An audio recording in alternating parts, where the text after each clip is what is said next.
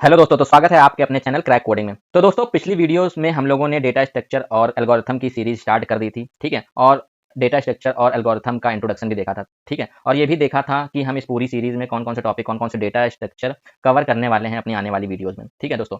तो दोस्तों, अब इसको उसके आगे अब हम लोग देखते हैं, ठीक है। अगर हम लोगों के पास कोई प्रॉब्लम आती है सॉल्व करने के लिए, कोई कोडिंग प्रॉब्लम हम लोगों को सॉल्व करने के लिए दी जाती है, चाहे वो इंटरव्यू में हो या फिर कोई कंपनी के कोडिंग राउंड में या कोई कोडिंग कंपटीशन में, ठीक है। तो उस पूरे का थॉट प्रोसेस, उस प्रॉब्लम को सॉल्व करने का थॉट प्रोसेस क्या होना चाहिए, ठीक है। हम लोग किस थॉट प्रोसेस से इस पूरी सीरीज में प्रॉब्लम्स को सॉल्व करेंगे, ठीक है। वो देखते हैं हम लोग पहले तो, ठीक है। उसके बाद हम लोग देखेंगे फ्लो चार्ट और सूडो कोड के बारे में थोड़ा बहुत ओवरव्यू ले लेंगे, ठीक है। तो दोस्तों, किसी प्रॉब्लम को सॉल्व करने के लिए थॉट प्रोसेस क्या होना चाहिए। एक तो दोस्तों, सबसे पहले अगर कोई प्रॉब्लम हम लोगों को कोई कोडिंग प्रॉब्लम दी जाती है, तो सबसे पहले तो उसकी प्रॉब्लम स्टेटमेंट होती है, ठीक है। जो गिवन स्टेटमेंट हम लोग को दी जाती है, तो सबसे पहले तो हम लोगों को वो समझना होता है, ठीक है। फॉर एग्जाम्पल, एक एग्जाम्पल लेके हम लोग समझते हैं, ठीक है। हम लोगों को मान लीजिए कोई क्वेश्चन दिया गया है, कोई प्रॉब्लम स्टेटमेंट दी गई है कि राइट अ प्रोग्राम लिखना है to print all the prime numbers in between 20 to 50।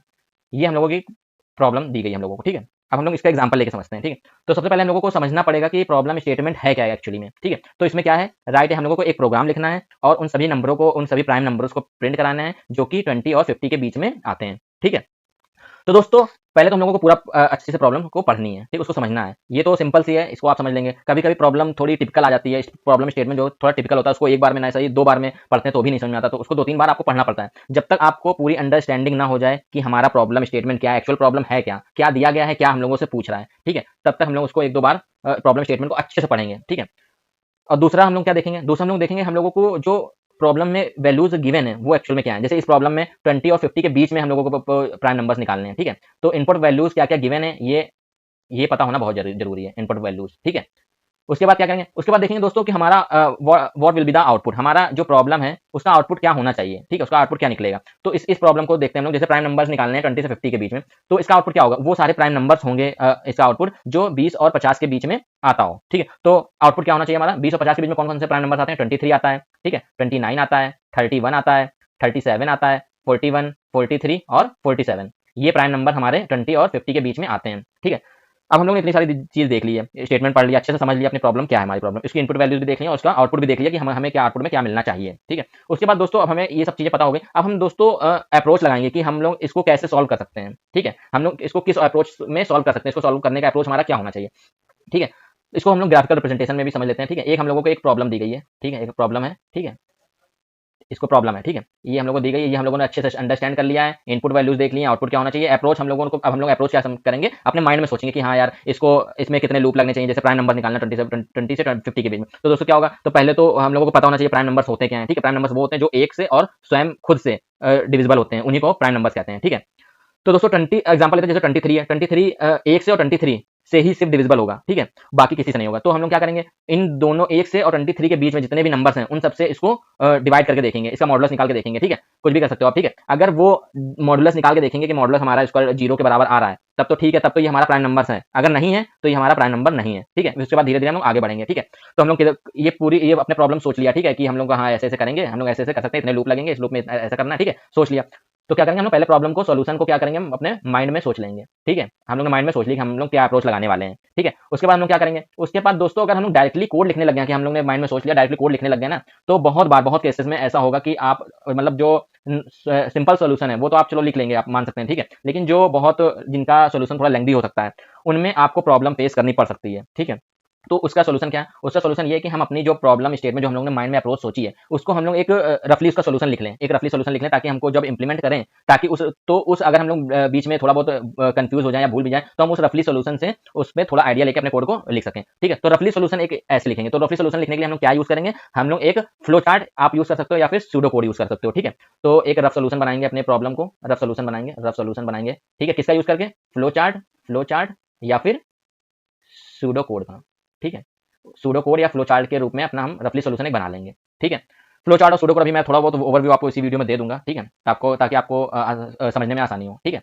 तो दोस्तों अब हम लोगों ने सोल्यूशन तो बना लिया, ठीक है। अब हम लोग को दोस्तों वो सोल्यूशन जो रफ हम लोग ने बनाया, रफली सोल्यूशन बना लिया, उसको कोड इंप्लीमेंट करना पड़ेगा ना। अब दोस्तों कोड को इंप्लीमेंट करने के लिए हम लोगों को कोई लैंग्वेज की जरूरत पड़ेगी, ठीक है, क्योंकि जो कंप्यूटर होता है वो तो सिर्फ बाइनरी लैंग्वेज ही समझता है, सिर्फ 0 1 के फॉर्म में ही समझता है कंप्यूटर। लेकिन और हम लोगों को बाइनरी फॉर्म में लिखना बहुत ही टफ है, ठीक है, बहुत ही टफ काम है बाइनरी में हम लोग, कि हम लोग हर कोड बाइनरी फॉर्म में लिखें, ठीक है। तो दोस्तों हम लोग क्या करेंगे, एक लैंग्वेज का यूज करेंगे, और मैं इस पूरी सीरीज में जावा को लेकर चलूंगा, ठीक है। आप कोई भी लैंग्वेज यूज कर सकते हो, आप C++, जावा, पाइथन, जो भी आपको सुटेबल लगे, ठीक है, क्योंकि आप ये लैंग्वेज क्या करते हैं, सिर्फ हम लोग को सिंटेक्स देते हैं, कि हम लोग को सिंटेक्स अलग होता है, बाकी हमारा लॉजिक वही होगा, ठीक है, लिखने का अप्रोच वही होगी, वही उसी अप्रोच को, उसी लॉजिक को हम लोग किसी भी लैंग्वेज में लिख सकते हैं, ठीक है। तो हम लोग क्या करेंगे दोस्तों, जावा के यूज करके अपने कोड को क्या कर लेंगे, इंप्लीमेंट कर लेंगे, ठीक है। इनको हाई लेवल लैंग्वेज बोलते हैं, हाई लेवल लैंग्वेज बोलते हैं, ठीक है, जो कि ह्यूमन रीडेबल होती है, ठीक है, मशीन इनको नहीं समझती है, ठीक है। देखते हैं आगे क्या होता है। तो दोस्तों हम लोग हाई लेवल लैंग्वेज का यूज करके अपने कोड को इंप्लीमेंट कर लेंगे, इंप्लीमेंट कर लिया यहाँ पे, अपने कोड हम लोग ने लिख लिया एक लैंग्वेज का यूज करके, ठीक है। अब दोस्तों कंप्यूटर तो हाई लेवल लैंग्वेज समझेगा नहीं, तो इसको हम लोगों को क्या करना है, कंप्यूटर को समझाना है। अब कंप्यूटर कैसे समझेगा, 0 1 के फॉर्म में समझता है, तो अब हाई लेवल लैंग्वेज को हम लोगों को क्या कन्वर्ट करना पड़ेगा मशीन लेवल लैंग्वेज या binary form. Machine level language में मशीन मशीन अंडरस्टैंडेबल लैंग्वेज में, ठीक है, ताकि हमारा जो कंप्यूटर है वो इजिली हमारे कोड को जो इंप्लीमेंट हम लोगों ने किया है उसको समझ सके। अब देखो दोस्तों, हाई लेवल लैंग्वेज को मशीन लेवल लैंग्वेज में कन्वर्ट करने के लिए यूज करते हैं कंपाइलर, ठीक है। कंपाइलर के थ्रू हम लोग हाई लेवल लैंग्वेज को मशीन लेवल लैंग्वेज में कन्वर्ट कर लेंगे, कंपाइल करके अपने कोड को। फिर जो होता है कंप्यूटर हमारा, हमें उसका आउटपुट मशीन लेवल लैंग्वेज को अपना प्रोसेस करके हमें आउटपुट दे देगा। तो ये ऊपर ऊपर से हम लोग ने समझ लिया कि हाँ क्या क्या क्या हम लोग कैसे ये एक प्रॉब्लम को सॉल्व करके उसका आउटपुट निकालते हैं, ठीक है। ये तो हम लोग ने एक तरीके से ओवरव्यू ले लिया है, ठीक है दोस्तों, कि ये प्रोसेस रहता है, ठीक है। अब दोस्तों हम लोग देख लेते हैं थोड़ा फ्लो चार्ट और सूडो कोड होता क्या एग्जैक्टली, ठीक है। तो उससे पहले एक एग्जांपल लेके समझ लेते हैं, ठीक है। एक एग्जांपल, जैसे हम लोगों को ये प्रॉब्लम दी गई है प्रिंट करने की, ठीक है। तो दोस्तों ये इसी फ्लो में चलेगा, पहले प्रॉब्लम होगी, फिर उसको हम लोग माइंड में सॉल्व कर लेंगे, ठीक है। यही थॉट प्रोसेस होगी पूरे मेरी इस पूरी वीडियोज में, जितने भी हम लोग क्वेश्चन सॉल्व करने वाले हैं, ठीक है, आगे। और उसके बाद हम लोग एक फ्लो चार्ट या सूडो कोड बनाएंगे, ठीक है। उसके बाद हम लोग जावा का यूज करके एक हाई लेवल लैंग्वेज में अपने कोड को कन्वर्ट कर लेंगे। फिर हम लोग एक कंपाइल, उसके बाद तो कंपाइलर का यूज करके कंपाइल होता है कोड हमें फिर कंप्यूटर जो है प्रोसेस करके उस कोड को हमें आउटपुट दे देगा, ठीक है दोस्तों। जावा में क्या होता है, कंपाइल करने के बाद हमें बाइट कोड मिलता है, फिर उसको जेवीएम के थ्रू एग्जीक्यूट करके उसके बाद इंटरप्रेटर जो होता है वो जेवीएम में होता है, वो एग्जीक्यूट करता है लाइन बाय लाइन कोड। वैसे हम लोगों को उसके बाद हम लोगों को आउटपुट मिलता है। ये सब हम लोग बाद में देखेंगे, हम लोग बस ओवरव्यू ले रहे हैं, ठीक है, इसका कि कैसे एक प्रॉब्लम को सॉल्व करते हैं, ठीक है। अब थोड़ा बहुत हम लोग फ्लो चार्ट भी देख लेते हैं। फ्लो चार्ट क्या होता है, जिसका यूज हम लोग करने वाले हैं। तो फ्लो चार्ट दोस्तों क्या होता है, हम लोग जो कोई भी एल्गोरिथम लिखेंगे उसका ग्राफिकल रिप्रेजेंटेशन, उसी को हम लोग फ्लो चार्ट कहते हैं, ठीक है। कोई भी एल्गोरिथम लिखेंगे उसको हम लोग को क्या करेंगे, ग्राफिकल रिप्रेजेंटेशन, एक ग्राफ के फॉर्म में रिप्रेजेंट करेंगे, ठीक है, उस एल्गोरिथम को, उसी को फ्लो चार्ट बोलते हैं। दोस्तों फ्लो चार्ट का यूज करने के लिए, फ्लो चार्ट में कुछ कंपोनेंट्स होते हैं, उनका यूज करना पड़ेगा हम लोगों को, ठीक है। तो वो देख लेते हैं, कुछ कंपोनेंट्स होते हैं, कंपोनेंट्स, कुछ कंपोनेंट्स दिए गए हैं, ठीक है। उनको क्या क्या क्या यूज करेंगे हम लोग, एक तो हम लोगों को दिया गया है ओवल का एक स्ट्रक्चर दे दिया गया है, ठीक है। इसका यूज हम लोग करेंगे क्या करने के लिए, अपने प्रोग्राम को स्टार्ट करने के लिए और एंड करने के लिए, ठीक है। इसको आप बोल सकते हो टर्मिनेटर ब्लॉक, इसको टर्मिनेटर ब्लॉक भी बोला जाता है, ठीक है। उसके बाद हम लोग किसका यूज करेंगे, उसके बाद हम लोग यूज करेंगे एक ये इस शेप का यूज करेंगे, ठीक है। ये इस शेप को क्या क्या कहते हैं दोस्तों, पैरेललोग्राम कहते हैं, ठीक है, ठीक है। ये इस शेप का यूज करने की किस लिए यूज करते हैं, इसका इनपुट और आउटपुट वैल्यूज को लेने के लिए, ठीक है। इनपुट वैल्यूज अगर हमको लेनी होगी, रीड करनी होगी, तो भी इस ब्लॉक का यूज करेंगे, और इसको इनपुट आउटपुट ब्लॉक भी आप बोल सकते हो, इनपुट आउटपुट ब्लॉक, ठीक है। कोई इनपुट वैल्यू लेनी होगी तो भी हम लोग इस ब्लॉक का यूज करेंगे, या फिर हमें कुछ वैल्यू को आउटपुट देना होगा तो भी हम लोग इस ब्लॉक का यूज करेंगे, ठीक है। उसके बाद दोस्तों एक रेक्टेंगल शेप में होता है, ठीक है। इसको दोस्तों बोलते हैं, इसको एक ये रेक्टेंगल फॉर्म में होता है, रेक्टेंगल शेप होता है इसका। इसको दोस्तों बोलते हैं डिसीजन ब्लॉक, डिसीजन ब्लॉक नहीं बोलते हैं, इसको बोलते हैं process block, sorry, process block. क्योंकि दोस्तों इसमें क्या करते हैं हम लोग, प्रोसेस करते हैं, ठीक है। कोई भी वैल्यू हम लोगों को, जैसे हम लोगों को दो वैल्यू को ऐड करना हो तो यहाँ पे ऐड करा देंगे, दो वैल्यू को मल्टीप्लाई करना हो तो मल्टीप्लाई करा देंगे, ठीक है। कुछ भी कोई भी प्रोसेस करना हो तो हम लोग प्रोसेस ब्लॉक में करेंगे, ठीक है दोस्तों। तो उसके बाद दोस्तों आता है डिसीजन ब्लॉक, इसको बोलते हैं डिसीजन ब्लॉक, डायमंड शेप होता है इसका, डायमंड शेप होता है, इसको बोलते हैं, क्या बोलते हैं, डिसीजन ब्लॉक। इसका यूज करेंगे हम लोग दोस्तों। इसका यूज क्यों करते हैं, इसका यूज करते हैं कंडीशन चेक करने के। जैसे कोई वैल्यू है, हम लोगों को चेक करानी, वो 0 से बड़ी है या नहीं, ये वो इवन है या नहीं, ये वो ऐड है या नहीं, तो हम लोग कंडीशन जितनी भी है वो इसी डायमंड बॉक्स में, डिसीजन ब्लॉक में चेक कराएंगे, ठीक है। और उसके बाद एक हम लोग एरो का यूज करते हैं, एरो का यूज करके क्या इसका यूज करते हैं दोस्तों। ये एरो दोस्तों क्या करता है, फ्लो बताता है, फ्लो ऑफ प्रोग्राम कि हम लोगों का प्रोग्राम का फ्लो किस तरफ जाएगा, ठीक है। तो इस सब ये जितने कंपोनेंट्स हैं इन सबका हम लोग यूज करके देखेंगे एक बार, ठीक है। तो दोस्तों जैसे अब हम लोगों को एक दो नंबरों को ऐड करने का प्रोग्राम बनाना है, ऐड करने का, ठीक है। तो हम लोग क्या करेंगे, पहले तो हम लोगों को दोस्तों स्टेप क्या है, स्टार्ट करना है ना प्रोग्राम, तो पहले तो प्रोग्राम को स्टार्ट कर दिया, ठीक है। अब प्रोग्राम को स्टार्ट करेंगे और एंड करेंगे, यहाँ पे एंड भी कर देंगे, ठीक है। इसी से इसी दोनों का इसी सेम टर्मिनेटर ब्लॉक का यूज करके हम लोग स्टार्ट भी करते हैं और एंड भी करते हैं, ठीक है। अब इन दोनों के बीच में हम लोग क्या क्या परफॉर्म करेंगे दोस्तों। अब देखिए दो वैल्यू है गिवन है, तो इनपुट में दो वैल्यू हम लोग को लेनी पड़ेगी, दो वैल्यूज को इनपुट और आउटपुट ब्लॉक का यूज करेंगे हम लोग, ठीक है, वैल्यू को रीड करने के लिए।